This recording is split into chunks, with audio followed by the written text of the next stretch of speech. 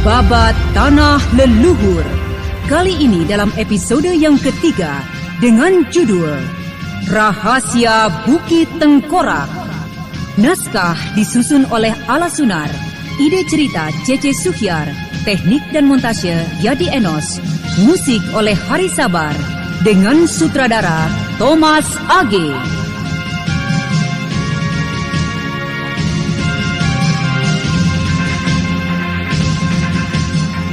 Pada seri yang pertama ini menampilkan Eli Ermawati sebagai Anting Wulan, M. Abud sebagai Jerangkong Hidup, Idris Apandi sebagai Eyang Kaliman, Wenda Lubis sebagai Akang, Neni Haryoko sebagai Neng, Irin sebagai Jerang Sari, Andi Pangeran sebagai Jerang Sawa, dan pembawa cerita Neni Sumardi. Selamat mengikuti.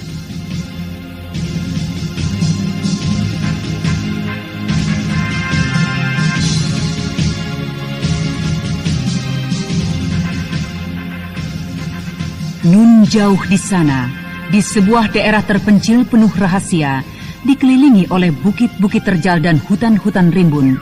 Itulah wilayah Bukit Tengkorak, tempat di mana Jerangkong Hidup, manusia sakti dengan watak sangat jahat, bersembunyi menggembleng orang-orangnya.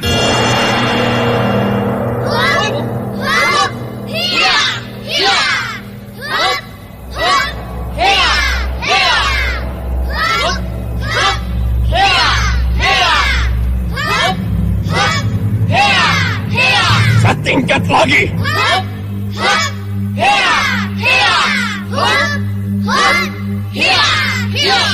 Cukup.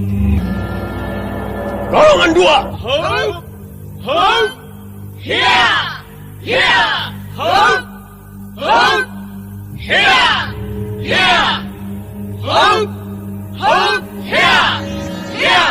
Setingkat lagi.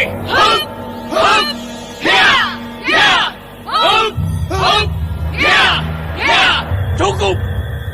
Golongan 3.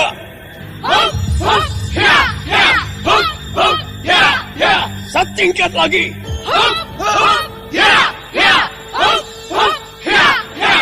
Cukup. Sementara itu di sebuah desa di tepi sungai Cipunagara, sebuah desa di pedalaman yang sederhana namun tentram. Para penghuninya hidup penuh rukun dan gotong royong. Kang? Akang? Kenapa, Nyai? Ya ampun, Akang. Apa tidak dengar anak kita jeritan? Akang! Hah? Ada apa, Nyai? Ada apa, Nyai? Ya ampun, Akang. Bawa-bawa batang singkong kemari buat apa? Pan kok manggil-manggil Akang? Duh, Akang ini bagaimana? Apa tidak dengar bayi kita nangis jeritan begitu, Kang? Bayi kita nangis jeritan. Ya ampun, kenapa kau tinggal, Nyai? Aduh, Akang, apa tidak lihat? Aku kan sedang nyuci kain dan popok si bayi. Nah, kok apa tidak lihat? Aku juga sedang nyabutin singkong ini. Bukankah kau tadi nunggui dia, Kang? Ya, memang nunggui. Tapi setelah Neng kita tidur pules, Akang lantas pergi ke kebun. Nah, soalnya nungguin anak pules, mataku pun pengen pules juga. Akang, tega betul ninggal anak kita satu-satunya.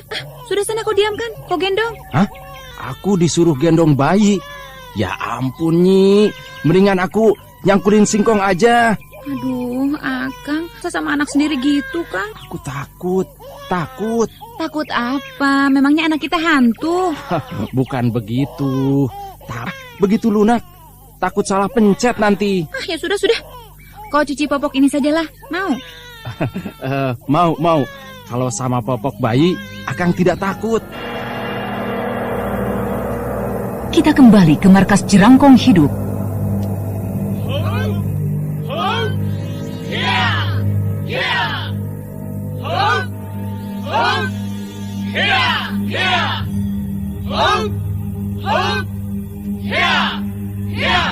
Setingkat lagi.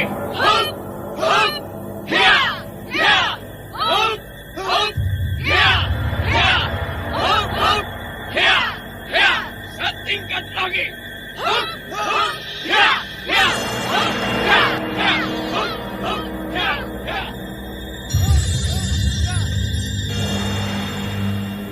Suasana hening mencekam, tak seorang pun berani mengeluarkan suara.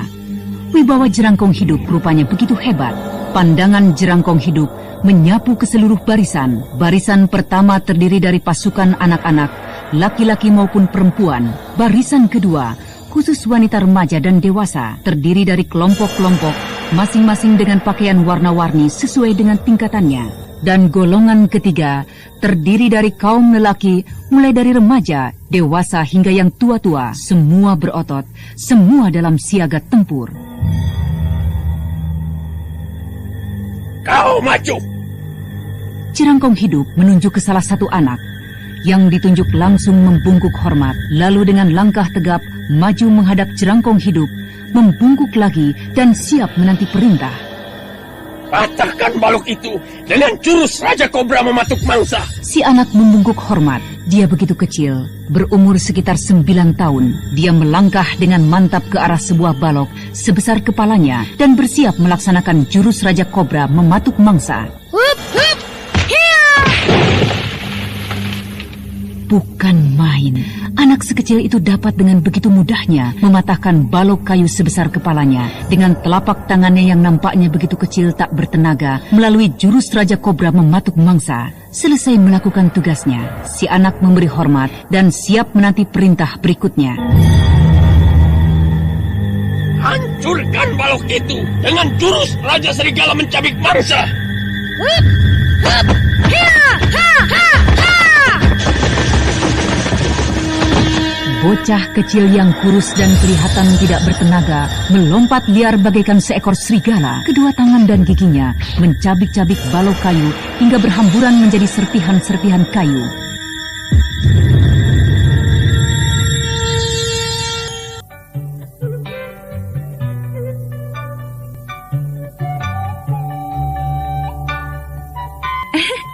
Akang, lihat Kang, dia ketawa. Oh iya, aduh, dia ketawa.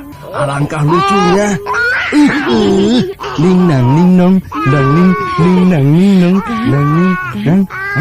Dia sehat sekali ya, Kang? Iya, dia sehat sekali. Seperti kau ya, Kang? Ya, seperti Akang dan juga seperti kau, Nyi. Ah, seperti kau saja, Kang. Kan dia lelaki. Ya, tapi seperti kau juga. Kan dia anakmu juga. Ayo. Tuh, kalau ketawa cerah sekali seperti Seperti apa, Kang? seperti kau, Nyi. Emang aku cerah? Iya, kau cerah seperti bulan. Aduh, aku cerah seperti bulan, Kang. Betul. Emang, kau seperti bulan purnama. Cantik, ayu. Wah, pokoknya mah. Yang bener, Kang. Bener. Lihat, wajah bayi kita ini. Lihat saja kalau tidak percaya. Kalau aku sama itu cantik mana, Kang? Sama siapa? Sama Kokom. Sama Kokom. Kenapa tiba-tiba sama Kokom? Alah, jangan pura-pura dalam perahu, Kang. Hus, apaan ini? Kau masih cemburu sama Kokom ya? Dia kan mencintai Akang setengah mati. Ya, dulu memang. Tapi... Sampai sekarang juga masih. Nyai. Jangan macam-macam. Aku sudah menjadi suamimu. Bahkan kita sudah memperoleh seorang bayi yang luar biasa tampaknya seperti ini. Saya kan wanita, Kang. Seorang wanita tahu akan perasaan wanita lain, termasuk Kokom. Saya kan selalu memperhatikan setiap berpapasan dengan Akang. Pandang matanya tak bisa menyembunyikan isi hatinya, Kang. Walah. Kau ini aneh-aneh saja, Nyi. Dia dulu memang mencintai Akang. Tuh. Bahkan orang tuanya pernah datang kepada orang tuaku untuk melamarku, Nyi. Tuh. Malah sudah melamar segala. Coba, kalau pihak perempuan sudah melamar ke pihak pria, apa tidak... Tunggu dulu, Nyi, tunggu dulu. Tapi Akang kan menolak. Terus? Orang tua Akang menolak dengan halus karena aku tidak mencintainya. Karena seluruh hatiku hanya kutunjukkan pada seorang gadis kembang Cipunagara. Siapa itu, Kang? Hah? Ya, siapa lagi kalau bukan ibu dari anakku ini. Akang. Kang. Kau memang kembang pujaan, Nyi. Bukan hanya bagi Akang, tapi seluruh lelaki sekitar Cipunagara ini memujamu dan ingin menyuntingmu. Tapi aku hanya mendambakan Akang seorang. Bagaimana dengan anak Demang Kaya Raya itu? Akang tahu ceritanya kan? Lamarannya kutolak. Sehingga orang tuamu marah? Bahkan orang tua Kaya Raya itu mengancam-ngancam segala, Kang. Oh. Justru semakin mereka mengancam, semakin aku menolaknya. Syukurlah. Akhirnya orang tuamu mengerti, ya kan, Nyi? Iya, mulai dari ibu, Kang. Ibu baik sekali. Ayahmu juga baik sekali, Nyi. Orang tua Akang juga baik sekali. Sangat sayang sama mantu dan cucu. Oh ya, Kang? Ya? Kapan ya kita ke orang tua kita membawa anak kita ini? Bagaimana kalau besok pagi? Pertama ke orang tuamu, kemudian ke orang tuaku. Tentu mereka bahagia sekali, Nyi. Tentu mereka bahagia sekali, Kang. Alangkah bahagianya kalau bisa membahagiakan orang tua, ya, Kang? Iya, benar. Beruntung sekali aku mempunyai istri kau, Nyi.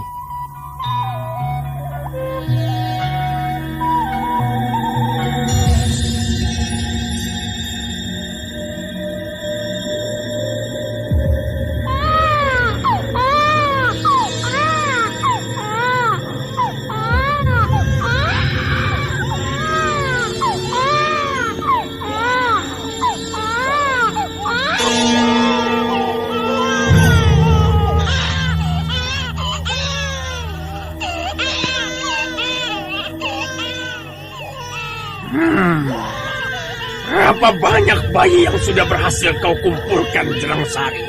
Semuanya ada 16 bayi, Yang Mulia.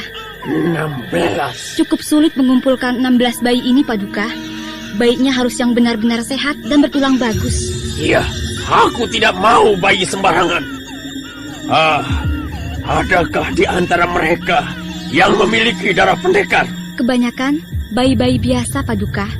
Mencari bayi pendekar sangat sulit, Yang Mulia. Ada 1-2 yang orang tuanya sedikit mempunyai ilmu silat, sehingga kami perlu sedikit jerih payah untuk merebutnya. Tapi hampir kebanyakan dapat kami ambil dengan mudah. Adakah yang mau menyerahkan bayinya dengan senang hati kepadamu? Menyerahkan bayinya dengan mudah? Yang Mulia bercanda barangkali. Tentu saja tidak. Kencang sekali tangisnya. Semakin kencang tangisnya, semakin baik untuknya, Yang Mulia. Apakah bukan pertanda bahwa ia kelak akan menjadi manusia yang cengeng? Setiap bayi yang besar di sini, mungkinkah menjadi cengeng, Yang Mulia? Lihat itu. Dia kurang sehat, Sari. Badannya memang agak hangat, Yang Mulia. Akan segera diobati. Tidak menjadi soal. Aku tidak mau bayi itu. Tapi Yang Mulia... Tapi apa? Wajahnya begitu tampan. Besok lempar dia ke hutan, biar menjadi santapan binatang buas. Yang Mulia... Kau berani membantah perintahku? Ampun, Yang Mulia. Perintah Yang Mulia akan saya laksanakan. Lihat badannya. Dia tidak memiliki tulang yang bagus. Akan susah dibentuk menjadi manusia jagoan. Yang sana juga. Ya, itu juga. Buang ke hutan semua yang aku tidak mau. Kau harus lebih teliti, mengerti? Mengerti, Yang Mulia.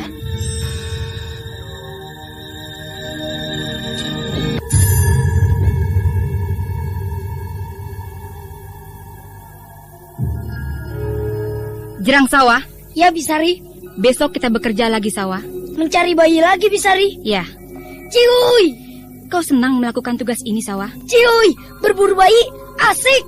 Lain kali kita lebih teliti, Sawah. Kali ini 3 bayi mesti dibuang. Ya buang saja, Bi. Nanti Sawah yang buang. Pertama, Sawah pegang 2 kakinya. Ayun, putar-putar, wut, wut, lalu lempar jauh. Sing! Terbang ke atas melampaui Bukit Tengkorak. Dan blubruk jatuh di hutan sana.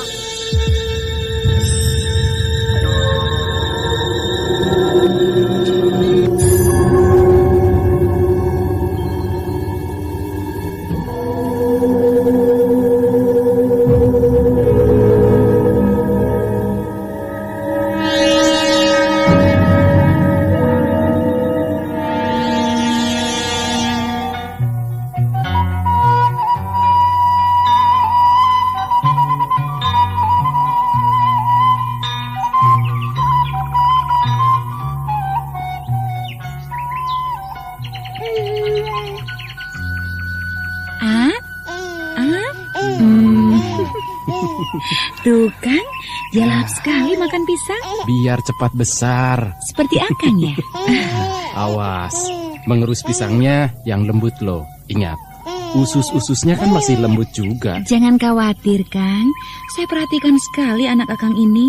Makanannya yang lembut, pakaiannya yang bersih, diberi bedak biar harum. Nanti sudah waktunya diajar menapakkan kaki satu demi satu ke tanah. Iya. Dan kelak, kalau sudah pandai berjalan, akan kuajak berburu ayam hutan. Atau berburu ikan yang besar-besar di sungai Cipunagara ya.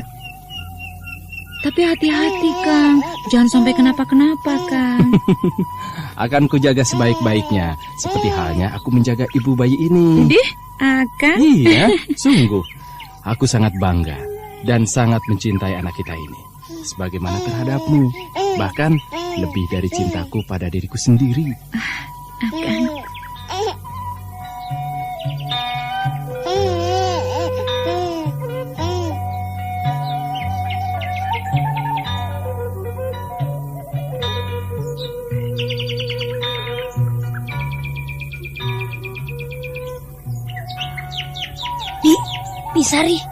Bibi Sari, Ada apa, Sawah?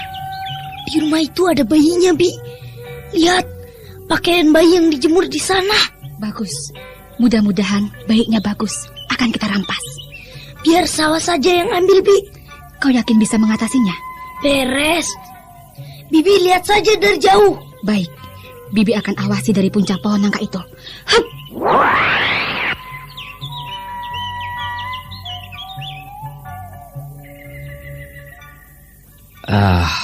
Bikin apa kau, Nyai? Bikin baju untuk anak kita, Kang. Warnanya merah, ya? Bagus tidak, Kang? Pasti sangat gagah anakku. Cobakan sekarang. Nanti, Kang. Pan dia sedang tidur pulas. Kalau sudah bangun, mandi, pakai bedak. Nah, baru pakai baju baru ini. Kok pakai bunga-bunga segala? Biar makin gagah, Kang. Kau lupa ya, bayi kita laki-laki, Nyi. Memangnya kalau bayi laki-laki tidak boleh pakai kembang?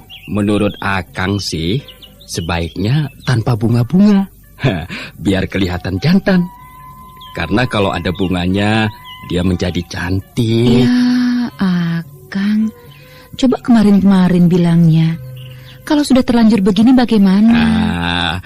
Kalau sudah terlanjur, ya tidak apa-apa. Biar saja tetap dipakai. Namanya juga masih bayi. Belum terlalu kentara perbedaannya. Tapi Akang tadi kelihatannya kecewa.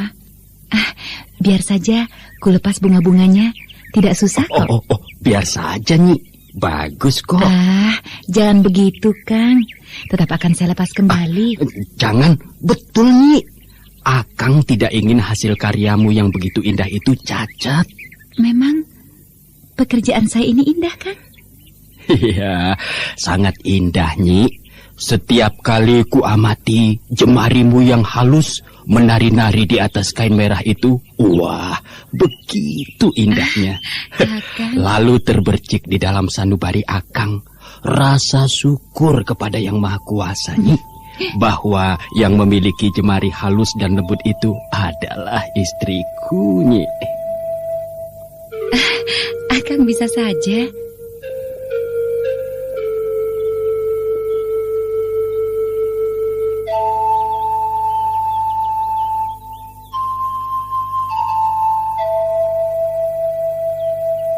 Permisi.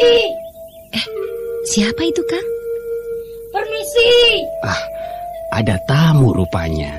Seperti suara anak kecil, tapi seperti suara orang asing, Kang.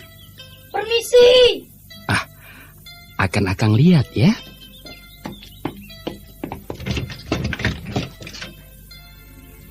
Permisi. Oh, adik. Adik mencari siapa? Maaf, nama saya Sawah. Jerang Sawah. Ada apa, adik Sawah? Saya mencari uak saya. Iya. Istrinya baru saja melahirkan. Saya disuruh orang tua saya untuk menengok. Siapa nama uakmu? Dan siapa pula nama orang tua adik? Kebetulan kami pun juga punya bayi, Dik. Oh ya? Jangan-jangan paman uak saya. Nama uamu siapa, Dek? Namanya Uak Sarman. Uak Sarman? Setahu saya tidak ada yang namanya Uak Sarman di daerah sekitar sini. Bukan begitu, Nyi? Iya, Dek. Di sekitar sini tidak ada yang namanya Uak Sarman. Iya, nama saya Kursa, Dek. Uakmu itu di mana rumahnya, Dek? Iya. Rumahnya entah paman. Pokoknya di sekitar Sungai Cipunegara.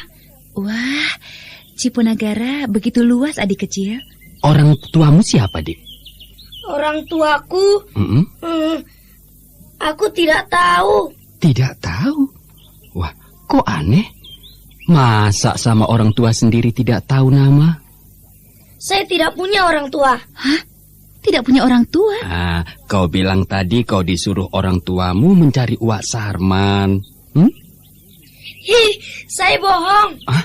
Kau bohong? Bohong? Apa maksudmu, Sawa? Mengapa membohongi kami? Terus saja paman dan bibi. Saya hanya ingin melihat bayi kalian.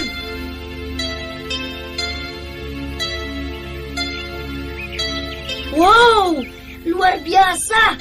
Bayi ini bagus sekali. Sungguh-sungguh bagus. Jangan sentuh anakku. Cikucik, kucik, kucik. Cikucik, kucik, kucik. Anak kecil, jangan ganggu anakku. Cikucik, kucik, kucik. Cikucik, kucik, kucik. Cikucik, kucik. Sawa, jangan ganggu bayi kami. Pasti Yang Mulia suka sekali. Yang Mulia? Siapa Yang Mulia itu? Ketahuilah, saya adalah utusan Yang Mulia Jerangkong Hidup. Jerangkong hidup? Ternyata kalian tahu juga nama junjunganku. Benarkah kau orangnya? Jerangkong hidup? Ya, untuk mengambil bayi kalian. Tidak. Ya. Sawa, aku minta tinggalkan rumah kami.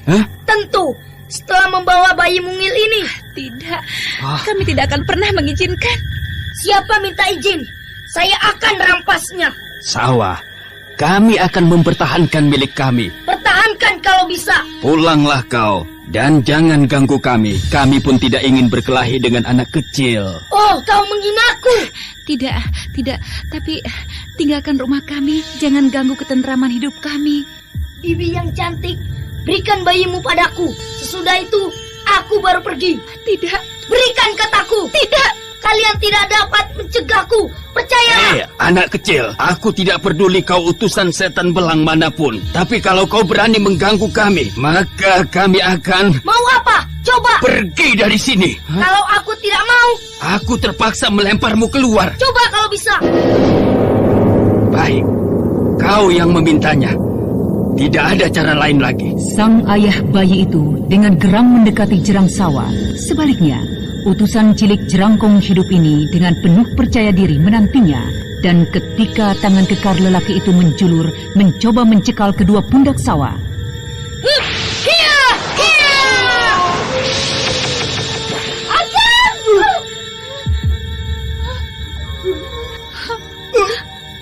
Kau bagaimana, Kang? Bocah, kau jahat sekali. Suamimu yang mulai, bukan aku. Iya, Kang. Aku. Kang. Nyi, lindungi anak kita.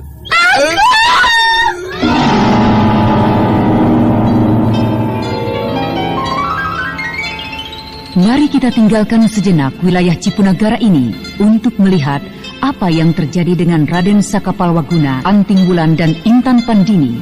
Pada kisah yang lalu telah diceritakan, mereka bertiga telah terlibat dalam masalah cinta sehingga membuat hubungan Sakapalwaguna dan Anting Wulan menjadi retak. Begitu pula antara Anting Wulan dengan Intan Pandini. Bahkan Intan Pandini tergeletak berlumuran darah ketika lehernya terkena pedang Anting Wulan. Intan! Kurang ajar. Anting telah membunuhnya. Anting telah membunuh Intan Pandini. Aku tak akan relakan ini. Anting! Anting Wulan! Kau harus mempertanggungjawabkan kematian Intan Pandini. Aku Saka Palwa yang akan menuntut balas atas kematiannya. Ingat Kakang Saka, Anting Wulan adalah adik seperguruanmu sendiri. Tidak peduli. Dia telah membunuh orang yang sangat kucintai. Sebaiknya jangan turutkan nafsu amarah, Kakang. Sariti, tolong urus Intan Pandini. Sementara aku akan kejar Anting Wulan. Selagi dia belum jauh, dia harus mempertanggungjawabkan perbuatannya di depan Intan Pandini. Hup, ya. Kakang Saka telah kehilangan pertimbangan sehatnya. Kehilangan Intan Pandini membuatnya begitu kalut. Intan? Hei, apakah dia benar-benar telah mati? Coba ku periksa lebih teliti. Hei, suara apa itu? Ada seseorang yang melemparkan batu. Ini mencurigakan. Jelas suatu kesengajaan. Oh, ada yang mau main-main dengan Sariti rupanya. Boleh? Boleh coba. Tadi nampaknya dari sekitar sini batu itu dilemparkan. Tapi tidak ada jejak ataupun tanda-tanda apapun. Aku akan cari tempat lain. Hei, di sini pun sepi. Tak ada tanda-tanda. Tak ada siapa-siapa. Tapi jelas, tadi ada yang melempar batu. Jangan-jangan ada orang yang sengaja menjauhkan aku dari Intan Pandini. Aku harus cepat-cepat kembali ke sana. Lenyap. Intan Pandini lenyap. Jelas tadi di sini. Ini masih ada bekas-bekas darahnya. Mungkin dibawa Kakang Saka? Pasti tidak. Kakang Saka tidak mungkin kembali secepat itu. Tapi siapa yang mengambil Intan Pandini? Hei! Siapa yang mengambil Intan Pandini? Siapapun dia, pasti orang yang tadi melempar-lemparkan batu, memancingku menjauhi tempat ini. Sial betul. Sial terus-menerus. Kecelakaan Intan, pertengkaran Wulan dengan Kakang Saka, dan kini Intan Pandini lenyap. Entah sudah meninggal ataukah masih bisa ditolong. Apa kataku nanti dengan Kakang Saka?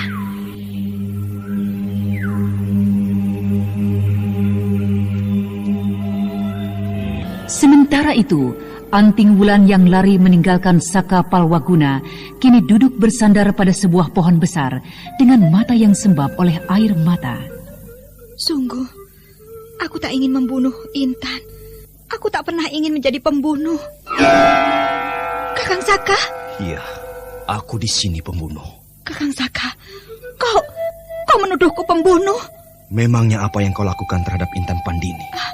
Aku tidak sengaja, Kakang. Kau tidak sengaja melemparkan pedangmu di leher Intan. Aku hanya bermaksud mengancamnya, menakut-nakutinya. Alasan? Aku sendiri sangat menyesal. Sungguh, aku tak ingin membunuhnya. Bukankah kematiannya membuatmu merasa lebih bebas untuk mendekatiku? Kakang! Tapi ketahuilah, aku tak mungkin mencintaimu. Kau yang telah membunuh Intan Pandini, gadis yang sangat kucintai. Anting, sekarang bangunlah dan ikuti aku. Kemana? Kembali ke jasad Pandini. Ke jasad Pandini? Untuk apa? Aku telah berjanji untuk membalaskan kematiannya. Membalaskan kematian Intan Pandini? Iya. Maksud Kakang Saka, Kakang mau membunuhku? Iya, di depan Intan Pandini. Tidak, aku tak mau kembali ke sana. Aku akan memaksamu untuk ke sana. Paksalah. Cabut pedangmu, kataku. Ayo, cabut pedangmu. Jangan hanya kepada perempuan yang tak tahu ilmu kepandaian kau mengancam-ngancamkan pedangmu. Dengar Kakang Saka, aku tak pernah berniat membunuh gadis dusunmu itu. Kalau sekarang kau mau membunuh aku, bunuhlah. Tapi aku tak sudi kau paksa-paksa datang ke jasad gadis itu. Jangan jadi pengecut kau, Anting. Pengecut? Siapa pengecut yang sebenarnya? Aku yang siap kau bunuh. Ataukah kau sendiri seorang pendekar pria yang dengan gagah perkasa mengacung-acungkan pedangnya pada seorang gadis adik seperguruannya sendiri? Jangan bawa-bawa nama perguruan. Kita bertindak atas nama pribadi. Ya, pribadi pendekar Ningsewu yang satu terhadap pendekar Ningsewu yang lain. Sariti, kenapa kau menyusul kemari? Kakang Saka, bertindaklah lebih dewasa. Kau bisa berkata begitu karena kau tidak kehilangan kekasih. Apakah dengan membunuh adik seperguruanmu, kekasihmu akan hidup kembali? Aku mengerti perasaan Kakang Saka. Tapi sebaliknya, jangan perburuk keadaan, Kakang. Pikirkan perguruan Kakang juga.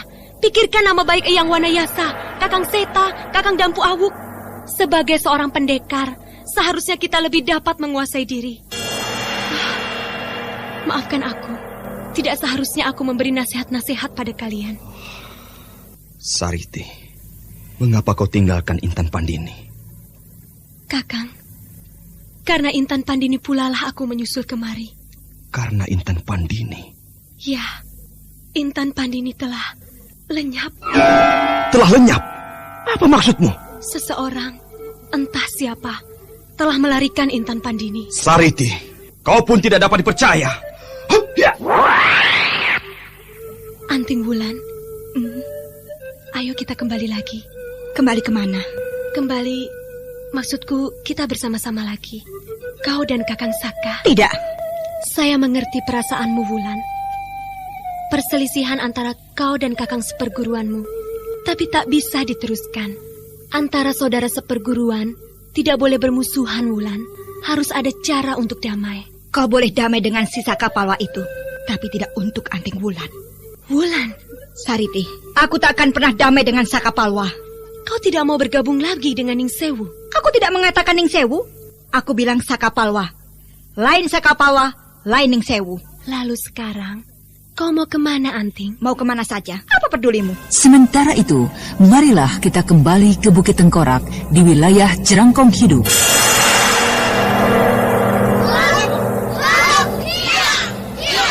Tingkatkan lagi. Ya. Tingkatkan lagi. Ya. Setingkat lagi. Ya. Tingkatkan lagi. Tingkatkan lagi.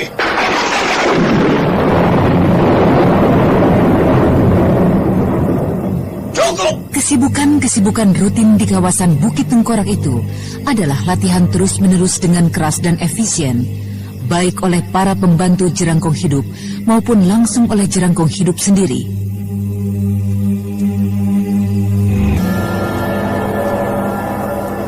Sari. Saya yang mulia. Kemari. Saya menghadap yang mulia. Kau belum memberikan laporan kerjamu. Maaf yang mulia.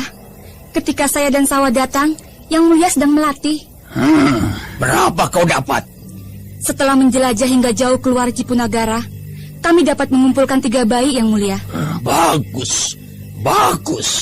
Ada satu yang luar biasa bagusnya yang mulia, yang kami ambil dari sebuah keluarga di tepi sungai Cipunagara. Bagaimana dengan bayi yang 2 lainnya? Yang 2, yang mulia... Bagaimana? Tidak bagus. Sulit sekali mencari yang lebih bagus yang mulia. Bawa kemari bayi-bayi itu. Baik yang mulia. Sawa, bawa kemari 3 bayi itu.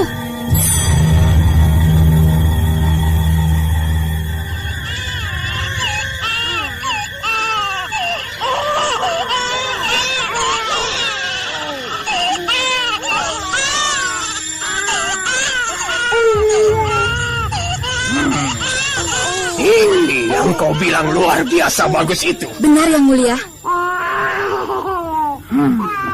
Iya, memang luar biasa. Kau senang di sini. Dia benar-benar senang yang mulia. Dan yang ini. Cengeng.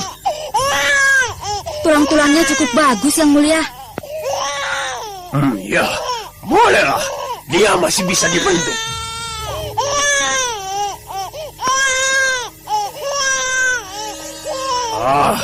Ini. Mengapa yang seperti ini kau ambil juga? Mungkin masih bisa dibentuk yang mulia. Dari keluarga miskin. Ya yang mulia. Memang kami ambil dari keluarga tidak mampu. Kurus kering. Tulang-tulangnya lembek. Aku tidak suka ini. Kalau begitu, akan saya kembalikan yang mulia. Kembalikan kemana? Ke orang tuanya. Waktu itu orang tuanya memohon-mohon agar bayinya jangan kami ambil. Kau jatuh kasihan, Sari. Kalau memang bayi ini tidak dipakai, apa salahnya kalau... Lempar dia ke hutan. Selesai. Sekarang, marilah kita ikuti apa yang terjadi dengan Intan Pandini 5 hari sejak lehernya nyaris ditebas oleh anting bulan.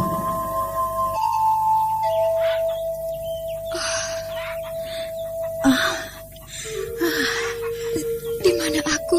Iya. Iya. Jangan takut, anak manis. Jangan takut. Kau berhadapan dengan aku, Dewi Jampi. Dewi Jampi? Ya, begitulah. Kalangan dunia kependekaran menyebut aku. Apakah seorang nenek keriput begini masih pantas disebut Dewi? Apakah nenek yang... Ya, cukup, anak manis. Jangan banyak bicara. Lehermu masih belum sehat betul.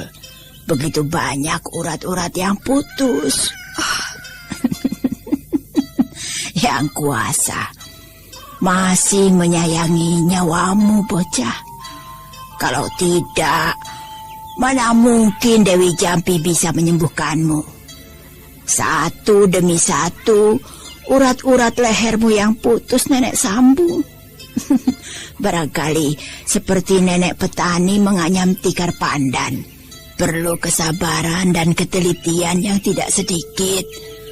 Dan selama itu pula kau tidak sadar apa yang terjadi pada dirimu. Sudah berapa lama, Nek? Ini sudah hari kelima kau berada di gubuk Dewi Jampi. Dan baru pada hari kelima ini kau bisa bilang, oh, di mana aku? Terima kasih, Nek. Terima kasih.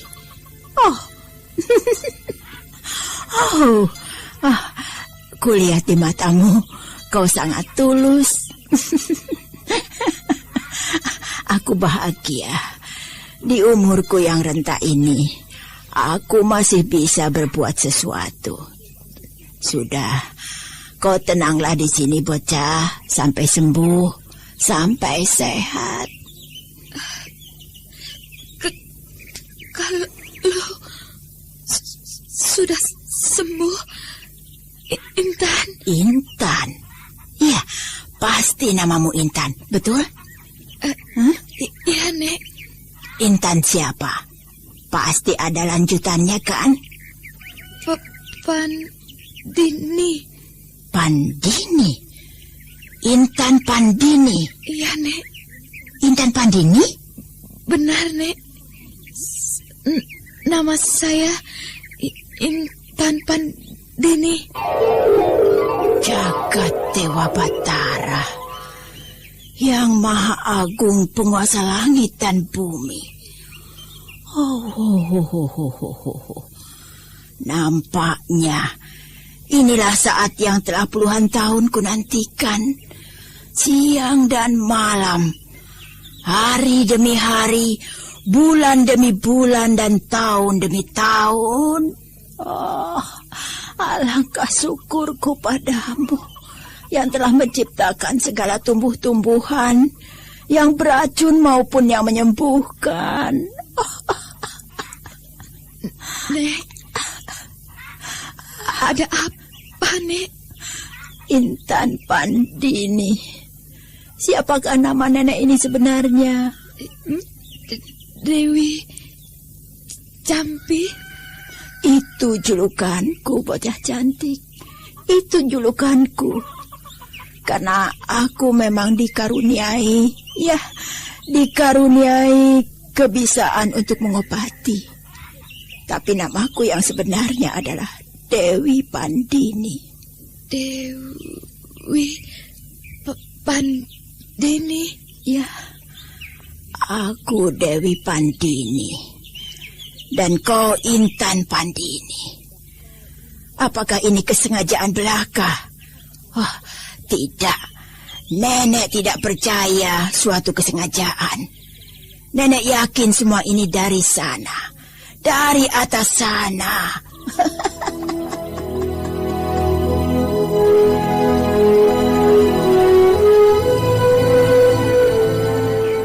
Nenek, indah sekali tempat tinggal nenek ini. Kau senang di sini, cucu cantik? Tempat ini sangat indah. Udaranya sangat sejuk. Dan tak henti-hentinya burung berkicau. Alam begitu ramah di sini. Bagaimana kesehatanmu sekarang? Jauh lebih baik, Nek. Sebenarnya sudah dapat melakukan pekerjaan-pekerjaan ringan seperti mengambil air, Nek. Memasak, menyapu. Semakin hari, kau semakin memikat hatiku, cucuku. Bukankah antara kita memang ada ikatan yang kuat, Nek? Ikatan apa itu, cucu? Ikatan nama. Ikatan nama? Ya, kita sama-sama Pandini. Ikatan itu sangat membahagiakan nenek, cucu. Mudah-mudahan ada ikatan yang lebih kuat lagi, Nek.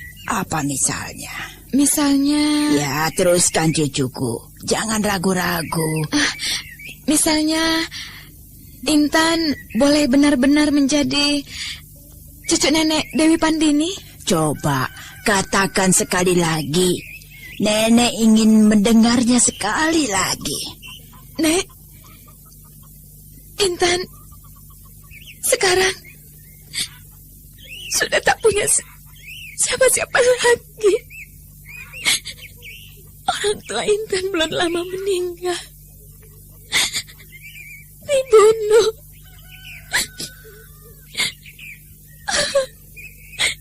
Intan sekarang... Cukup. Cup ya, cup. Jangan menangis lagi, anak manis. Kau sekarang mempunyai seorang nenek. Semua yang nenek miliki menjadi milikmu pula.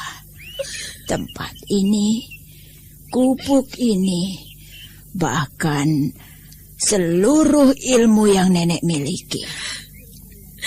Benar, Nek? Ya, tentu saja benar. Kau pikir nenekmu ini seorang pembohong? Ya. Jadi, nenek akan menjadi guru Intan? Tidak. Loh, katanya? Katanya apa? Katanya seluruh ilmu yang nenek miliki akan menjadi milik Intan juga. Tapi aku tidak ingin menjadi gurumu. Aku cukup menjadi nenekmu, tahu? Nenek nakal.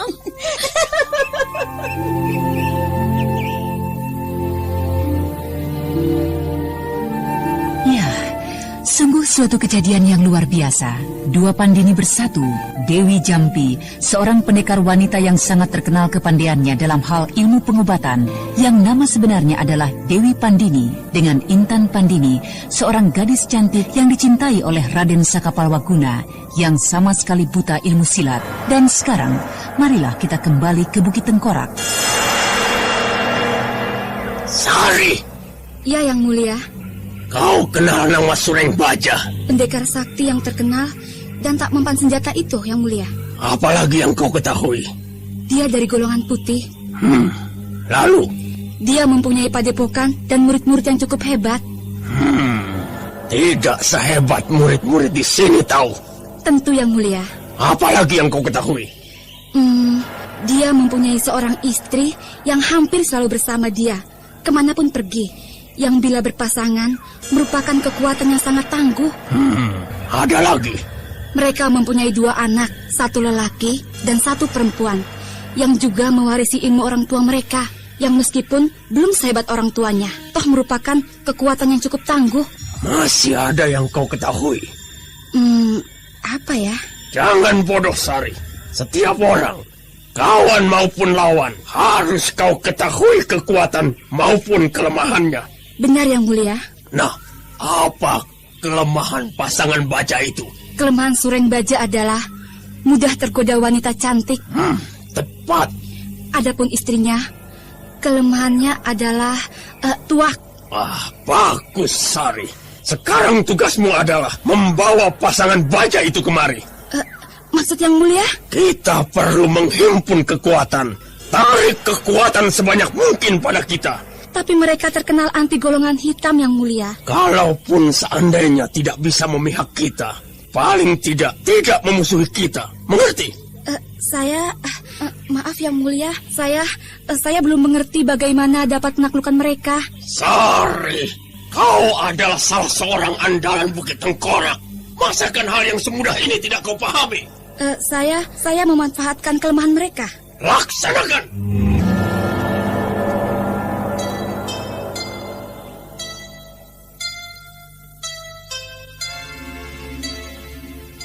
Lihat cucu, kau tidak boleh sembarangan memetiknya. Memangnya apa bedanya, Nek? Perhatikan baik-baik. Bahkan daun yang sama pun selalu mempunyai kelainan. Bentuknya, urat-uratnya, warnanya, umurnya, bahkan halus dan kasarnya pun berbeda. Jadi, meskipun daun yang sama, khasiatnya bisa lain, Nek? Betul, cucu. Kau cepat mengerti. Kan sama-sama Pandini. Kau gadis cantik yang naga. Tapi, betapapun jauh juga bedanya. Apa bedanya? Nenek Pandini sudah sangat jago dalam ilmu pengobatan. Sementara cucu Pandini masih bau kencur alias masih hijau.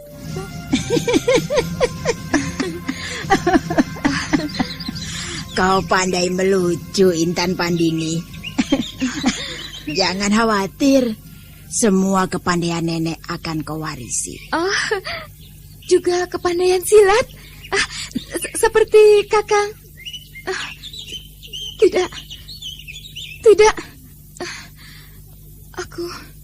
Aku tak mau mengingatnya lagi. Siapa yang kau tak mau mengingatnya lagi itu, cucuku?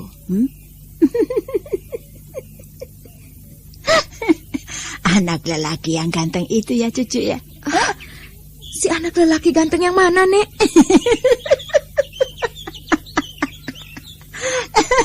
Siapa lagi kalau bukan dia? Yang mana, Nek? Yang ngamuk-ngamuk begitu lihat kau terbujur berlumuran darah itu. Kakang Saka? Oh, cucuku sudah punya pacar. Pacarnya seorang pendekar. Nenek jangan menggoda aku terus. Semakin cemberut, kau semakin cantik, Pandini. Pasti sama cantiknya dengan Pandini yang kini telah keriputan. Kalau saja Nenek Pandini tidak menggoda aku, pasti dulu lebih cantik. Dan mungkin pula nasibnya jauh lebih baik dari aku sekarang. Tunggu. Apa maksudmu nasib nenek dulu lebih baik dari kau sekarang? Mungkin paling tidak nenek dulu tidak apa? Ayo cepat katakan. Tidak kehilangan pacar seperti aku sekarang.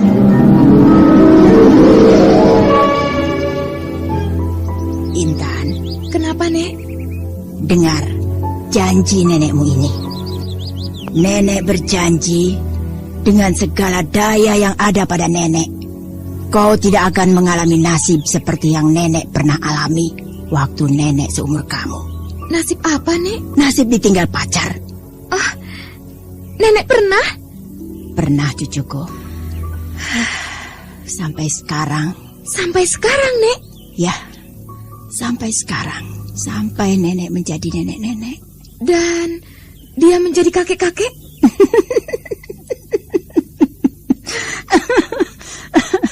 Sungguh, orang tua tak berguna aku ini. Bahkan sampai nenek-nenek begini masih mengingatnya. Bahkan kadang-kadang masih menyebut-nyebut namanya. Nenek pasti sangat mencintainya. Ya, bahkan sampai sekarang. Nenek tak pernah menikah?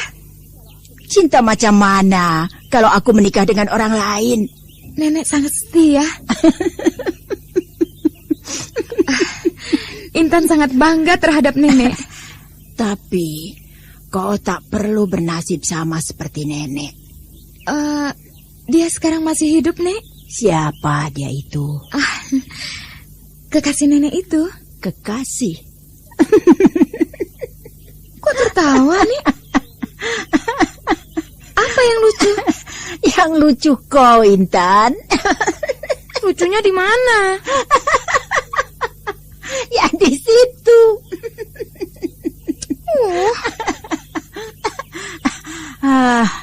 Memang nenek hidup di zaman sekarang seperti kamu.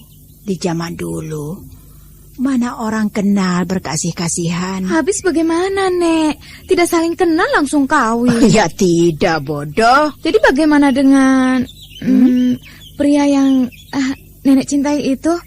Sekarang dia masih hidup, Nek? Masih. Dia seorang pendekar terkenal juga?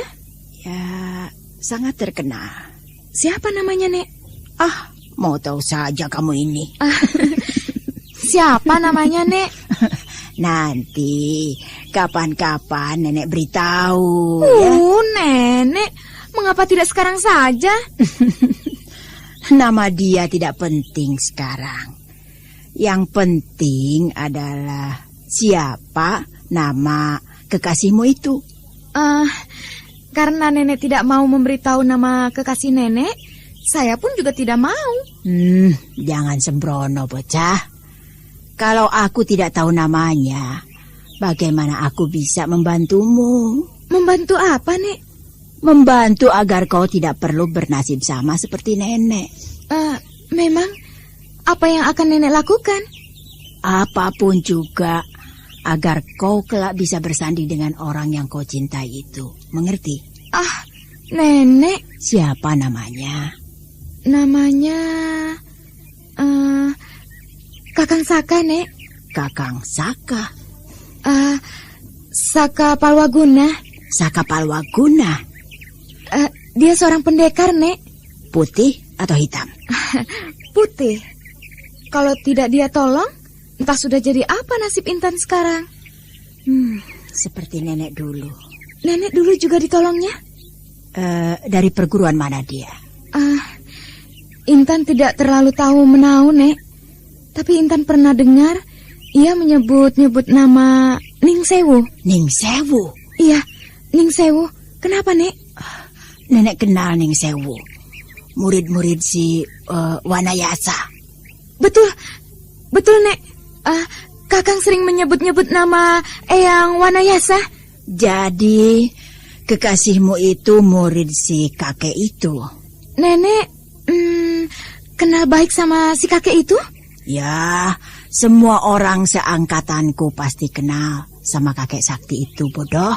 Tapi nenek tidak mempunyai hubungan istimewa dengan si kakek sakti itu?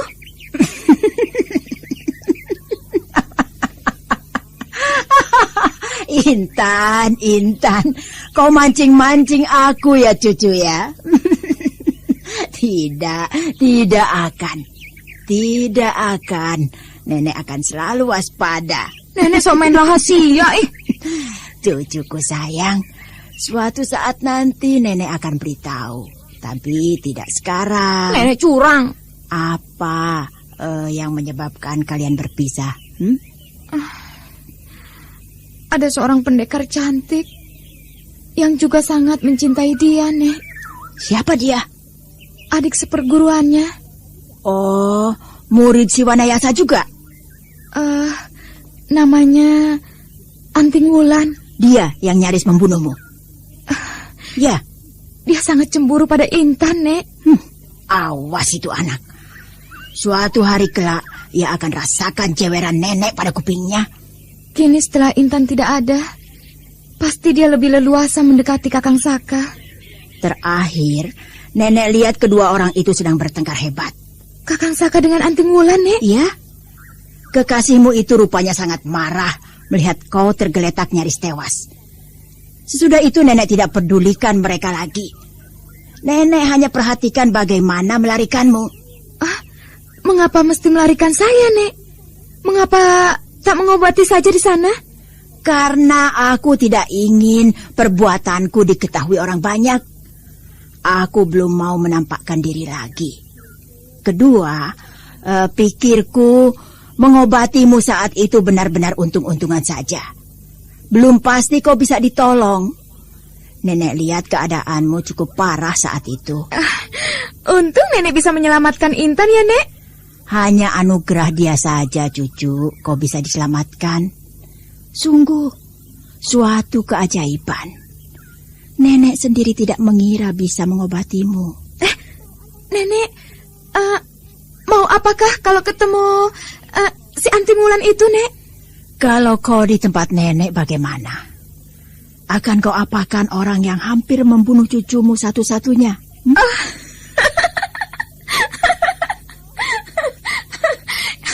Oh, Intan pikir Intan akan berterima kasih padanya. Berterima kasih? Bocah sableng.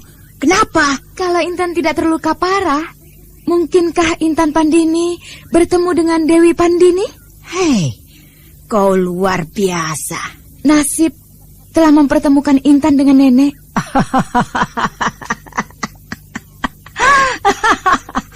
Baiklah, untuk hal ini Anting ku ampuni. Tapi bagaimana dengan... Loh.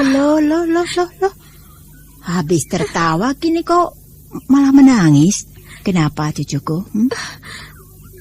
Bagaimana dengan kemungkinan dia merebut Kakang Saka? Wah.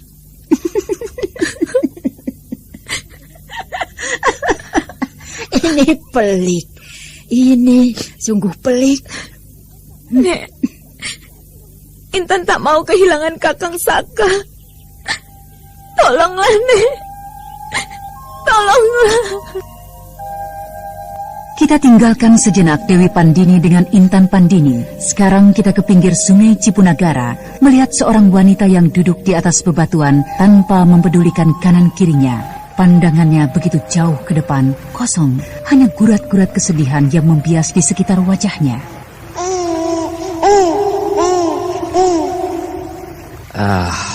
Bikin apa kau, Nyai?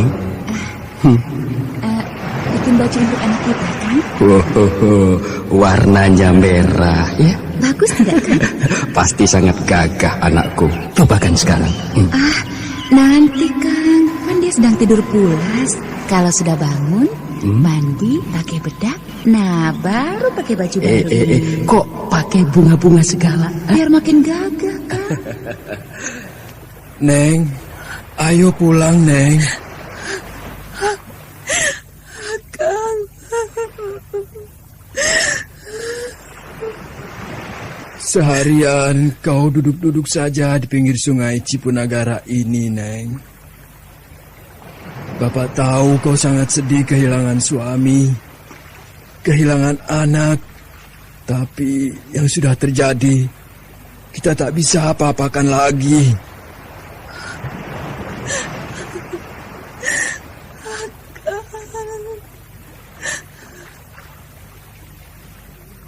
Bapak tahu hatimu hancur, nak. Bapak pun juga sangat sedih. Bapak kehilangan mantu yang begitu baik, kehilangan cucu satu-satunya yang begitu tampan dan lucu.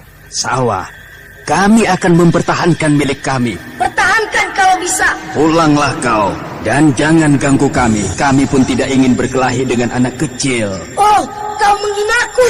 Tidak, tapi tinggalkan rumah kami. Jangan ganggu ketentraman hidup kami. Oh, kenapa kejadian yang begitu memilukan menimpa keluargaku? Neng, ayo pulang, Neng. Dan lebih memilukan lagi, melihat hari-hari anakku hanya melamun sedih di pinggir sungai. Siapapun tak ada yang dapat membujuknya. Dia tidak mendengar apa-apa, tidak merasakan apa-apa. Kalau saja bisa, ingin aku menggantikan kesedihan anakku. Neng.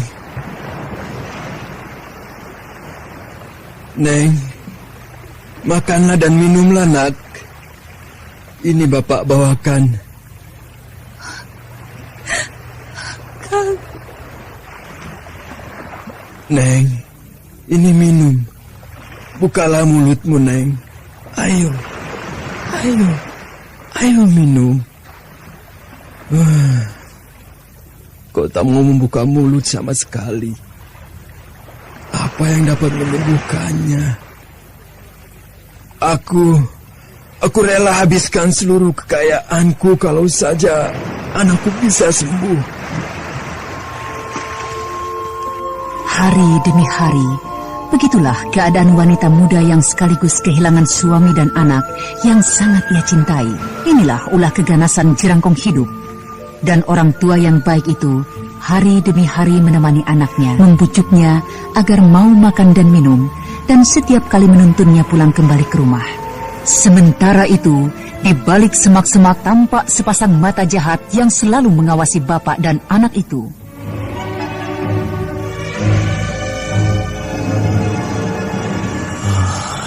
Cantik. Perempuan itu cantik. Dia pasti habis mengalami guncangan yang hebat, yang membuat dirinya linglung begitu. Bapak itu bilang, ia barusan kehilangan suami dan sekaligus bayinya. Dan justru penderitaannya membuatnya makin cantik.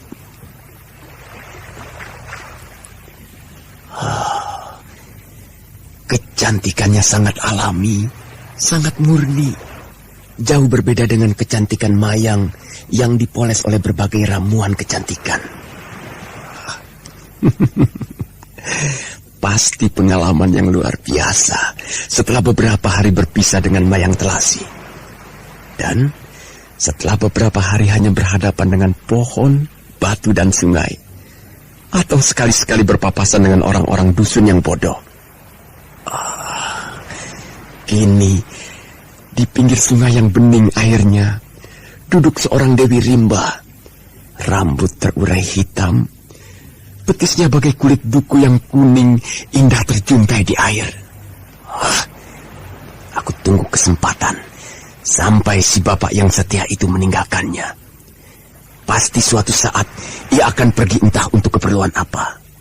Nah, itulah saatnya aku terkam mangsaku.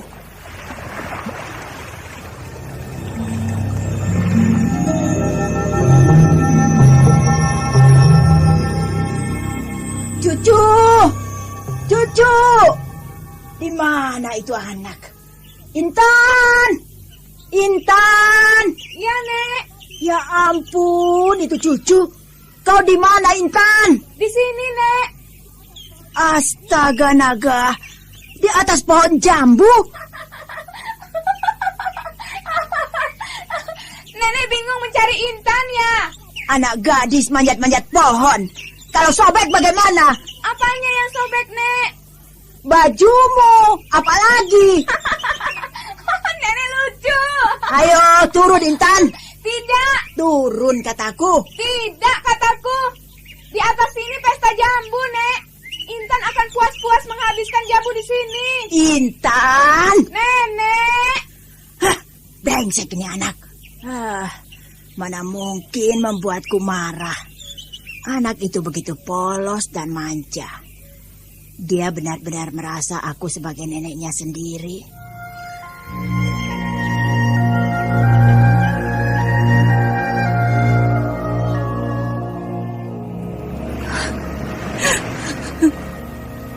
Neng, pulang sekarang ya, Neng. Sudah setengah harian kau duduk-duduk di sini. Apa yang ditunggu, Neng? Kenapa begini benar nasibmu, Neng? Kau belum mau pulang sekarang? Begini saja ya. Bapak pulang dulu sebentar untuk mengurusi kebun. Nanti Bapak jemput kau ya. Tapi kau jangan kemana-mana ya, Neng. Kecuali kau langsung pulang. Bapak pulang dulu ya.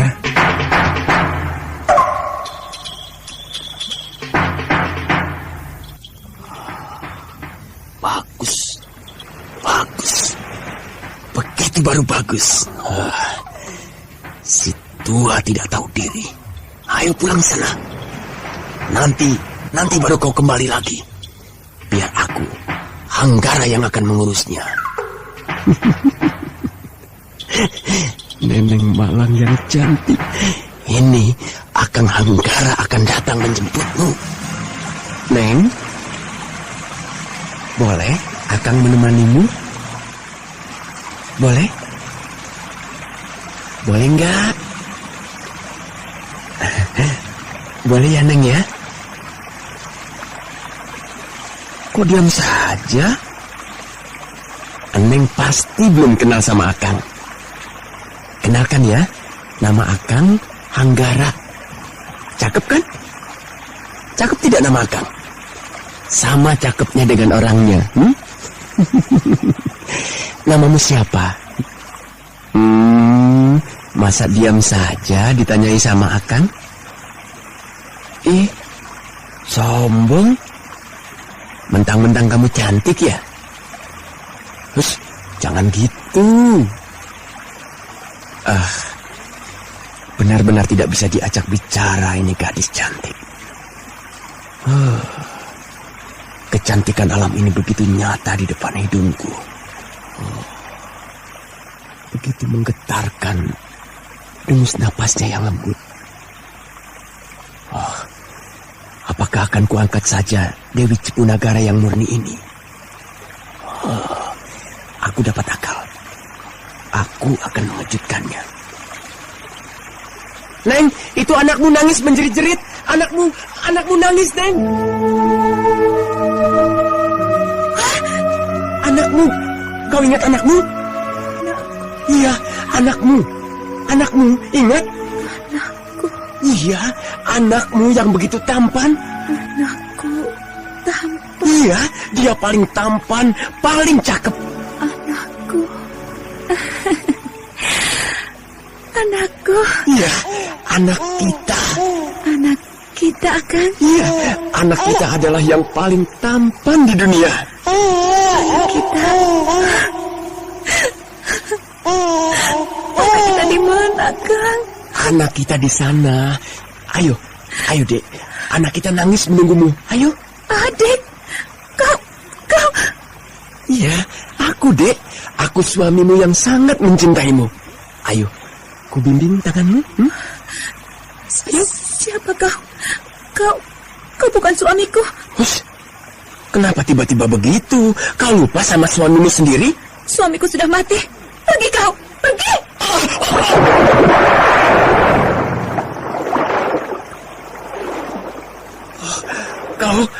Kau telah mendorongku hingga aku basah kuyup. Pergi kau, pergi. Tapi anak kita menangis di sana, mencari kau ibunya. Kau bohong, pergi. Gawat ini kalau teriak-teriak begini, terpaksa harus.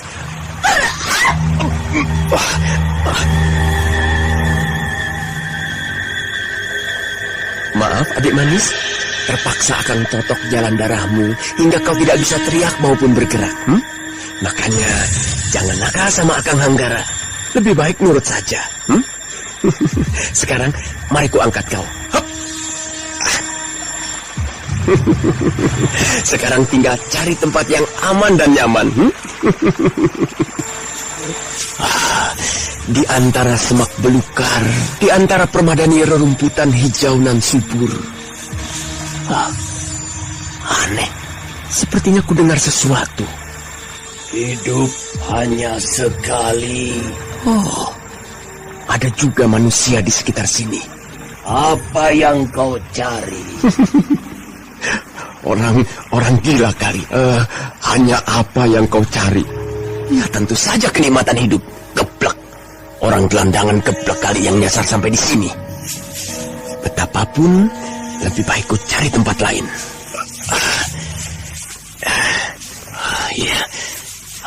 Iya, di sini aman. Hidup hanya sekali. Ya ampun, suara itu ternyata belum jauh juga.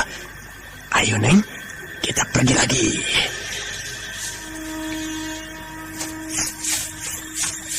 Iya, tepatnya aku yang jalan, sementara kau dalam boponganku. Ya, kita harus terus menjauhi arah suara tadi. Rupanya ini yang namanya berakit-rakit ke hulu, bersenang-senang kemudian. Hidup hanya sekali. Mengapa hanya kesenangan yang kau cari? Ini aku yang goblok berputar-putar di satu tempat. Rasanya tidak mungkin. Atau ada orang yang mau pasang aksi di hadapanku. Tidak mungkin aku begitu geblaknya. Aku tahu betul apa-apa yang kulakukan. Pasti ini ada yang mau cari gara-gara. Mau cari gara-gara dengan Hanggara? Hah? Boleh coba? Aku mau lihat seperti apa kau. Hei! Kau, setan belam atau siapapun kau yang barusan bernyanyi-nyanyi, nyinyir-menyindir, tunjukkan mukamu kalau kau punya muka. Anak muda. Kau tiba-tiba saja berada di sini. Bahasamu kasar, anak muda. Oh, kau orang tua. Mau apa kau nampang di depanku? Mau minta uang kecil? Anak muda, kau tak punya sopan santun sama sekali. Jadi kau minta aku hormati? Gembel tua? Baik. Kakek yang saya hormati, izinkanlah, perkenankanlah hamba mohon agar kakek enyah dari sini secepatnya. Baiklah anak muda, saya akan segera pergi dari sini setelah kau pergi dulu. Aku pergi dulu? Baik, aku pergi dulu. Ya, lebih baik aku mengalah saja sama kau, gembel tua. Tinggalkan wanita muda itu. Hei, apa kau bilang tadi? Coba ulangi lagi. Letakkan wanita muda itu. Letakkan wanita ini? Maksudmu?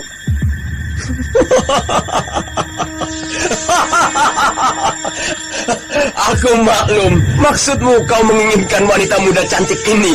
Kau yang sudah tua renta begini.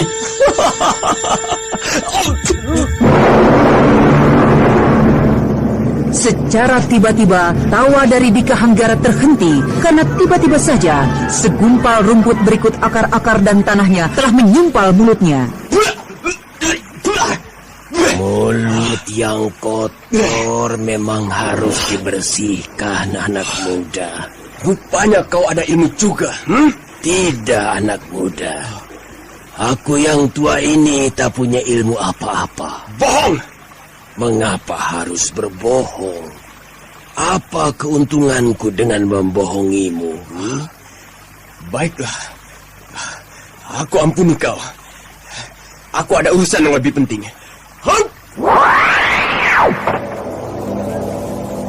Lain kali awas kau! Menyadari bahwa kemungkinan orang tua yang dihadapinya bukanlah orang sembarangan, ia memutuskan untuk menghindar saja dengan menggunakan ilmu mengentengkan tubuh yang telah ia kuasai.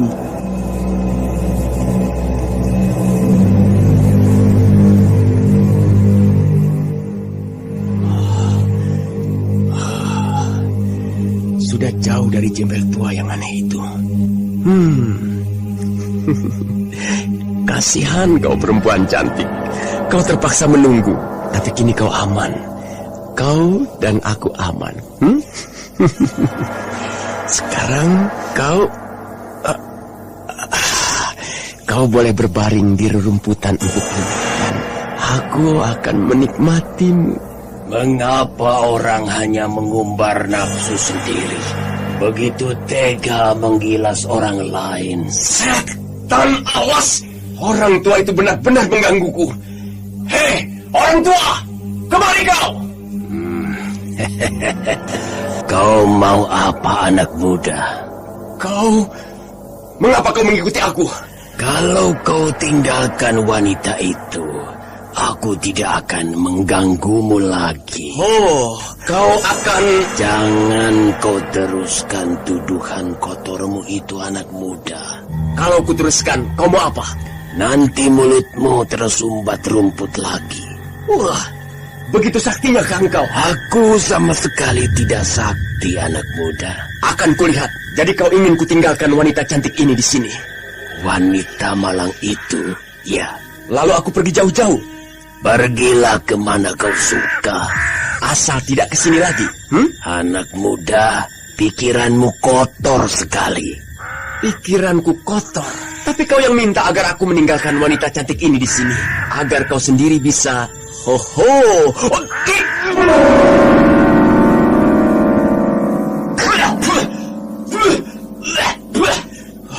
Kurang ajar. Sudah ku peringatkan tadi. Untuk apa kau cabut-cabut pedang segala, anak muda? Untuk melihat apakah kulitmu yang keriput itu dapat menahan tajamnya pedangku ini. Anak muda, hidupmu hanya menurutkan nafsumu belaka. Cukup! Rasakanlah pedangku ini.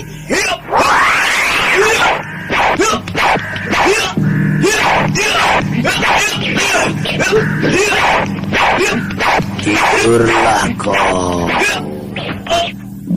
Tidurlah kau. Mudah-mudahan tidur pula nafsumu. Beberapa saat lamanya Dika Hanggara tertidur di antara semak-semak, dan ketika akhirnya ia terbangun,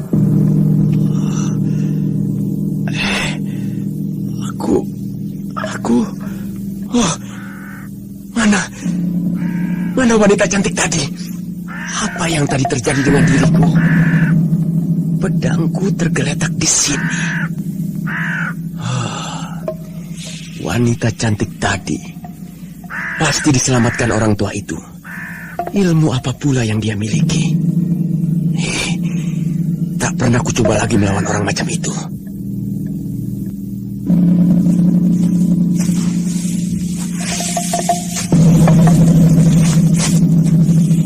Kakang Hanggara! Mayang? Apa yang kau lakukan di sini? Berhari-hari aku mencarimu. Iya, aku juga berhari-hari mencarimu, Mayang. Bohong. Sungguh Dinda. Aku pun berhari-hari mencarimu. Bukankah kau tahu aku ke kota? Mengapa mencariku di tepian kali begini? Kau mencoba melarikan diri dari aku kan, Kakang? Tidak. Mana mungkin? Awas kalau kau coba-coba. Sampai ke ujung dunia pun tak akan Mayang lepaskan. Akan kucari terus sampai ketemu. Dan kucincang kau, Kakang. Masakan kau begitu tega, Dinda Mayang? Tega terhadap Kanda yang sepenuh hati mencintaimu? Begitukah? Masakan kau masih menyaksikan lagi cintaku? Gombal. Dinda tahu betul siapa Kakang yang tidak pernah boleh lihat wanita cantik sedikit saja. Sudahlah, Dinda. Jangan bertengkar lagi. Lebih baik kita bersenang-senang, bukan? Neng! Ayo pulang! Sudah sore! Neng! Loh, anakku mana? Neng! Oh, anaknya malang. Entah di mana dia sekarang. Ya Tuhan, tolonglah anakku. Aku kasihan melihat penderitaannya. Tolonglah ya Tuhan. Kalau saja aku kasihan, tentunya kau lebih kasihan lagi. Sungguh doa yang baik. Kukira tidak ada siapa-siapa. Maaf. Tidak ada yang harus saya maafkan, Kisana. Masa orang setua ini menangis memalukan. Kisanak tak perlu malu karena menyatakan kesedihan. Apalagi Kisanak tadi menangis, mengadu, dan merintih pada Tuhan. Ya, begitu besar kesedihan saya, Pak. Saya hanya memikirkan anak saya, anak perempuan yang telah kehilangan segala-galanya. Ia tidak kehilangan segala-galanya, Kisana. Ya, ia kehilangan bayinya yang baru berusia beberapa bulan. Bayi yang begitu tampan dan lucu. Ia kehilangan pula suami yang sangat ia cintai dan sangat mencintainya. Bukankah itu segala-galanya? Tapi ia tidak kehilangan hidupnya, bukan? Ia tidak... Ya, ia tidak kehilangan hidupnya. Nah, bukankah hidup adalah sesuatu yang sangat berharga? Barangkali paling berharga yang bisa dimiliki manusia. Tapi ia kehilangan suaminya, kehilangan anaknya.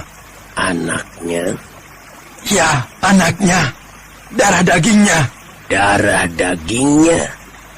Apakah darahnya miliknya? Begitu pula dagingnya. Dari manakah Kisanak dapat menyatakan bahwa semua itu adalah miliknya? Saya tidak mengerti. Siapakah yang sebenarnya memiliki cucumu itu? Siapa yang memiliki menantumu? Bahkan memiliki hidupmu sendiri? Saya tidak mengerti. Semoga suatu hari nanti Kisanak mengerti. Maaf, saya bingung. Saya sekarang mencari anak saya. Saya rasa anak Kisanak sudah ada di rumah. Neng sudah ada di rumah? Bapak lihat sendiri? Ya, saya lihat sendiri. Oh, jadi dia sudah pulang sendiri. Bapak lihat ya, dia pulang sendiri. Saya lihat anak Kisanak sudah di rumah.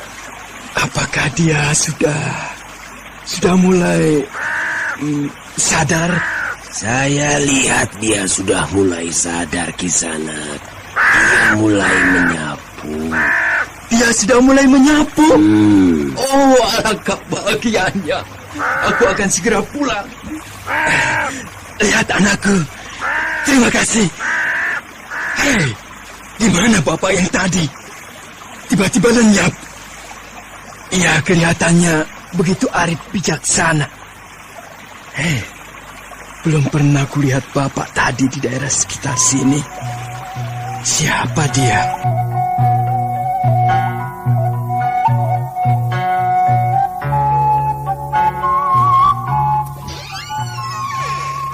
Neng. Bapak dari mana? Mencari kau di kali, mau menjemputmu. Kau tidak ada di sana. Bingung mencari-carimu. Akhirnya bapak ketemu seorang kakek. Kakek tua? Iya, kakek tua yang arif. Bapak banyak susah ya memikirkan Neng. Tapi sekarang sudah bahagia lagi. Melihat kau sudah mulai baikan. Bapak banyak susah. Siapa bilang? Bapak kelihatan kurus. Mata bapak cekung. Ngomong apa ini? Kalau bapak susah, tentunya kau yang banyak susah, Neng. Bapak banyak susah memikirkan Neng kan? Sudah. Jangan pikirkan lagi. Sekarang yang penting memikirkan bagaimana memulihkan kesehatanmu. Neng harus sehat. Kalau masih ingin ketemu Ika, anak Neng.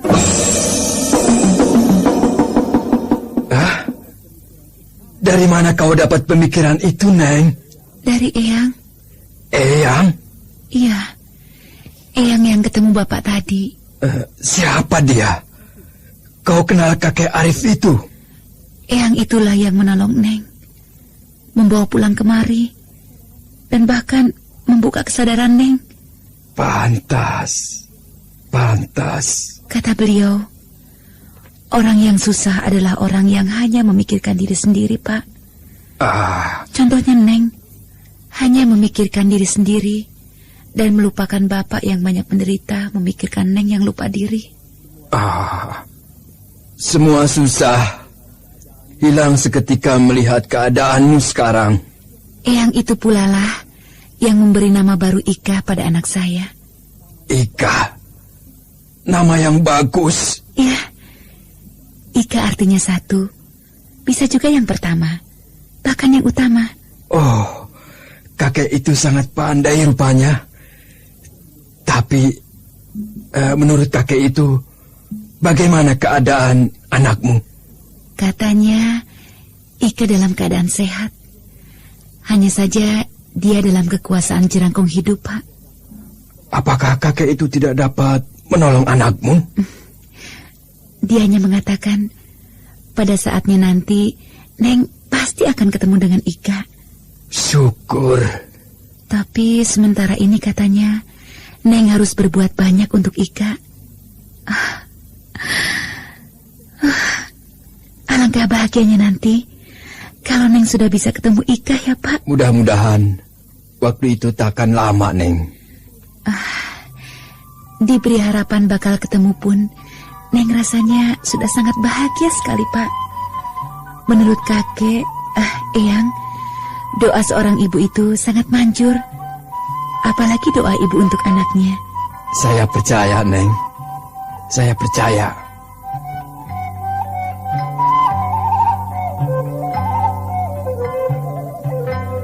Kita tinggalkan dulu Neng bersama bapaknya. Dan mari kita lihat Ika, nama baru untuk anak Neng di markas Jerangkong Hidup.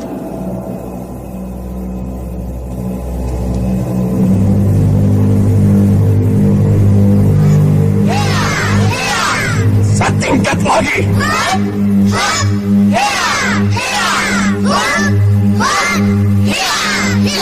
Cukup.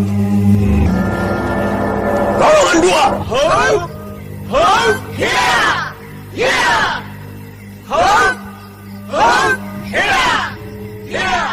Ya, inilah suasana sehari-hari di Bukit Tengkorak dari anak-anak, para remaja, para wanita maupun kaum lelaki, semua dilatih serta diisi oleh ilmu silat tinggi aliran Jerangkong Hidup.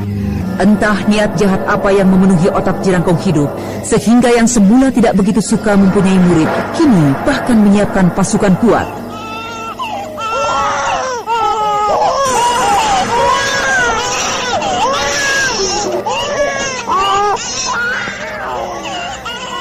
Sari.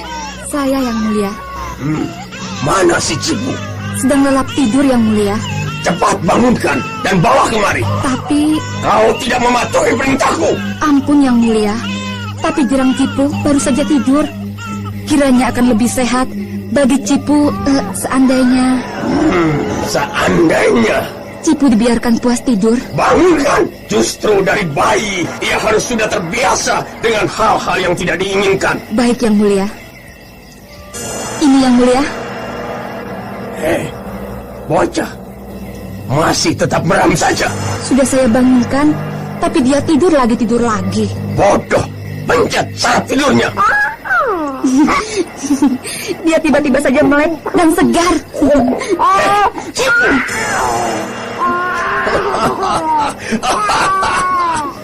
Cipu. Ini bayi yang paling aku sukai, Sari. Memang dia yang paling hebat, Yang Mulia. Seumur hidup aku tidak pernah menyukai bayi. Tapi yang ini... Siapapun akan jatuh hati pada bayi yang ini, Yang Mulia. Setiap orang boleh suka pada bayi ini. Tapi hanya aku yang memilikinya. Itu seperti ngerti saja, Yang Mulia. Lihat matanya. Lihat matanya, Sari. Begitu cerdas. Iya. Begitu cemerlang. Kau lihat perkembangannya sejak kau ambil bayi ini dari Cipunagara 2 bulan yang lalu. Ya, Yang Mulia. Perkembangannya sangat pesat, melebihi yang lain-lain. Kau tahu mengapa, Sari? Ramuan istimewa Sari hidup, Yang Mulia. Hanya dia, bayi satu-satunya yang berhak mendapatkan ramuan Sari hidup dariku. Iya, Yang Mulia. Hanya untuk kau. Tahukah kau milikku yang paling berharga di seluruh Bukit Tengkorak ini?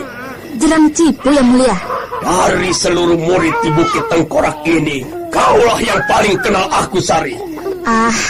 Hal ini berkat bimbingan Yang Mulia juga. Aku memiliki berpeti-peti permata, uang emas, senjata-senjata pusaka, dan berbagai harta rampasan maupun rampokan lainnya. Semuanya tidak ada artinya apa-apa dibanding dengan bayi luar biasa ini. Oh, Cipu, kau benar-benar telah merampas hatiku. Kaulah yang kelak akan mewarisi seluruh milikku, bahkan seluruh ilmuku. Jamkan Sari. Ya, Yang Mulia. Aku tidak ingin terjadi apapun yang tidak diinginkan pada Cipu. Akan saya jaga lebih dari nyawa saya sendiri, Yang Mulia. Beri dayang-dayang khusus untuk dia. Beri pengawal-pengawal khusus untuk dia. Ita Yang Mulia akan dilaksanakan. Itulah bayi Neng di Bukit Tengkorak. Jerangkong hidup telah terpikat habis-habisan oleh si bayi. Ia yang selama puluhan tahun malang melintang di dunia kejahatan, yang hidup nyaris tanpa sentuhan rasa kasih sayang, yang ia hadapi hanyalah kekejaman dan kejahatan. Kini tiba-tiba ia mengalami sesuatu yang sama sekali baru. Suatu keindahan yang tiada tara dengan hadirnya seorang bayi rampasan yang kemudian ia beri nama Jerang Cipu. Cipu, penggalan dari nama Cipu Nagara, daerah dari mana ia berasal. Sementara di lain pihak, seorang kakek tua memberikan nama Ika pada bayi yang sama ini pada saat yang nyaris bersamaan. Sementara itu di Cipunagara, di rumahnya yang sederhana, Neng sedang asik sendiri, menyapu dan melakukan kesibukan-kesibukan lainnya, sebagaimana seorang ibu biasa. Salam. Eyang. Apa kabarmu, Neng? Baik-baik saja, Eyang. Terima kasih. Silakan duduk di sini, Eyang. Mari. Terima kasih, cucu. Eyang sudah beberapa hari tidak datang. Apakah kau menunggu-nunggu Eyang? Tentu saja. Kemana saja, Eyang? Eyang kok tidak muncul-muncul? Jalan-jalan saja ke sana kemari, cucu. Namanya orang tua, tidak punya rumah tinggal tetap. Kalau begitu, tinggal saja di sini, Eyang. Pak, rumah Neng terlalu jelek ya? Cucu.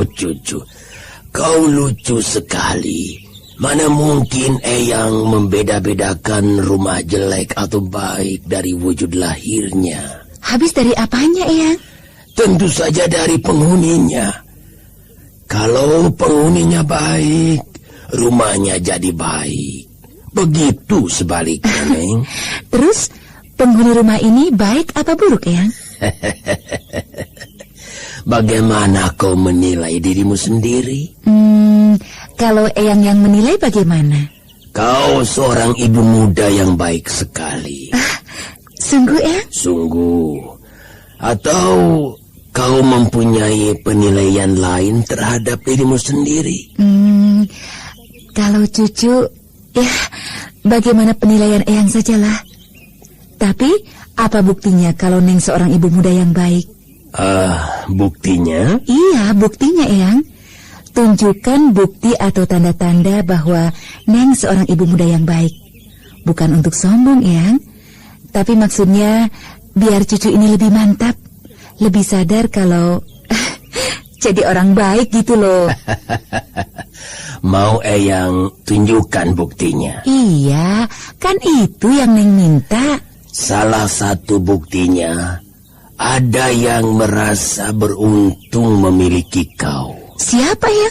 Ya, siapa lagi kalau bukan mendiang suamimu? Tentu mereka bahagia sekali. Tentu mereka bahagia sekali, kan? Alangkah bahagianya kalau bisa membahagiakan orang tua, ya kan? Iya, benar. Beruntung sekali aku mempunyai istri kau, Nyi. Suamiku. Eyang sengaja ya mengingatkan pada mendiang suami Neng? Ya, sengaja biar kau bersedih-sedih lagi. Tidak, Eyang. Tidak lagi. Kau tidak larut lagi memikirkan mendiang suamimu? Tidak. Percayalah, Eyang. Benar-benar sudah tabah. Ya, setabah-tabahnya orang yang ditinggal suami, Eyang. Apalagi ditinggal Ika. Eyang, kalau yang ini rasanya Neng masih belum terlalu tabah. Eyang mengerti. Tentu saja Eyang mengerti, cucu. Seorang wanita selalu penuh perasaan. Tapi soalnya, bahkan sikap jiwa pun perlu dilatih. Dalam hal ini, Neng belum lulus ya, Eyang? Kau wanita yang tabah, cucu. Sungguh, kau wanita yang tabah. Eyang membesarkan hati sekali. Latihan jiwa harus dilakukan dengan jiwa. Apa maksud Eyang ini? Kata-katanya kok susah-susah? Kesedihan adalah derita hati. Mengobatinya harus dengan hati pula. Misalnya dengan kesadaran akan keterbatasanmu. Misalnya dengan ikamu. Sementara ini, apa yang dapat kau lakukan? Minta tolong Eyang. Minta tolong Eyang. Apa yang bisa Eyang lakukan? Membebaskan Ika dari tangan Jerangkong Hidup, Eyang. Cucuku, Eyang mau sekali lakukan itu untukmu seandainya bisa. Tentu Eyang bisa. Bagaimana kau bisa menentukan itu, Neng? Bukankah Eyang sakti? Sakti? Iya. Waktu Neng dalam tangan penjahat cabul itu, bagaimana Eyang membebaskan Neng? Neng lihat semuanya, Eyang. Neng memang tidak bisa bergerak dan tidak bisa bicara. Tapi Neng masih sadar dan melihat semuanya. Itu hanya sekedar main petak umpet dengan anak ikusan itu, ya tidak berarti sakti, cucu. Eyang bisa tiba-tiba muncul dan tiba-tiba hilang. Ayo, apa Eyang masih mau memungkirinya? Itu pun hanya mainan anak kecil, cucu. Eyang bisa tiba-tiba muncul di tempat Jerangkong Hidup, merebut Ika, lalu hilang begitu saja. Cucu, maukah kau percaya bahwa bila Eyang bisa menolongmu, pasti Eyang lakukan? Iya, Neng percaya. Kau belum sepenuhnya percaya. Tapi yakinlah bahwa bila Eyang bisa menolong siapapun, apalagi kau, cucu, pasti Eyang lakukan. Lalu, apakah menolong Ika saat ini tidak mungkin, Eyang? Setiap manusia mempunyai keterbatasan, cucu. Namanya juga makhluk, juga Eyang. Eyang pun juga sedih, Neng. Sudahlah, bukankah Eyang sendiri yang mengajarkan agar Neng tidak tenggelam dalam hal-hal yang di luar jangkauan? Ya. Mudah mengatakan, tapi sulit melaksanakannya. Bukankah begitu? Eyang bilang, sikap jiwa pun perlu dilatih.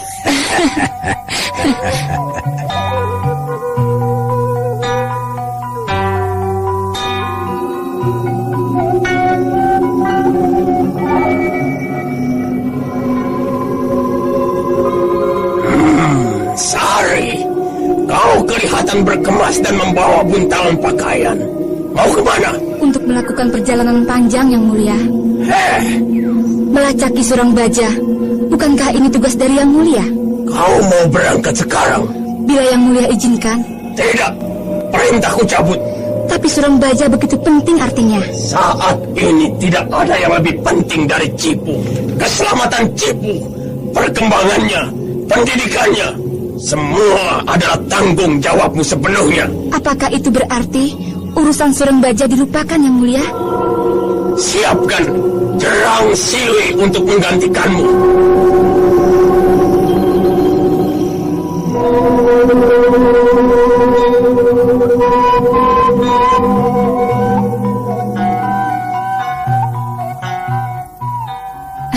Aduh, maaf Eyang, Neng sampai lupa menyediakan air minum untuk Eyang. Sebentar, cucu. Ada yang mau Eyang sampaikan. Ada yang penting sekali rupanya. Sangat penting. Karena ini menyangkut hari depanmu, juga hari depan Ika. Oh, apa itu Eyang? Tentu saja kalau kau berminat. Berminat Eyang. Apapun demi Ika, cucu pasti berminat.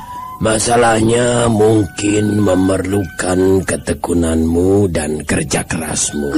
Eyang, apa Eyang masih meragukan, Neng? Ya sudah, kalau Eyang masih ragu-ragu, tidak usah nolong-nolong cucu segala. Begini, Neng. Eyang mau mencarikan kau teman. Eyang mau mencarikan teman untuk Neng? Ya. Teman lelaki atau perempuan? Mana kau suka? Teman apa dulu, Yang? Teman untuk kau berlatih silat. Hah? Berlatih silat? Mengapa kau begitu heran? Berlatih silat, Eyang? Saya? Neng dari Cipunagara? Memangnya kenapa, Neng? Saya gadis dusun biasa, Eyang. Yang seumur-umur belum pernah kenal yang namanya silat. Apakah Neng akan menolak tawaran Eyang itu? Siapa pula yang akan menjadi teman Neng nantinya? Bagaimana kelanjutan Ika yang kini berada di Bukit Tengkorak, Anting Wulan, dan lain-lainnya? Nah, pendengar sekalian, ikutilah serial Rahasia Bukit Tengkorak ini. Sampai jumpa.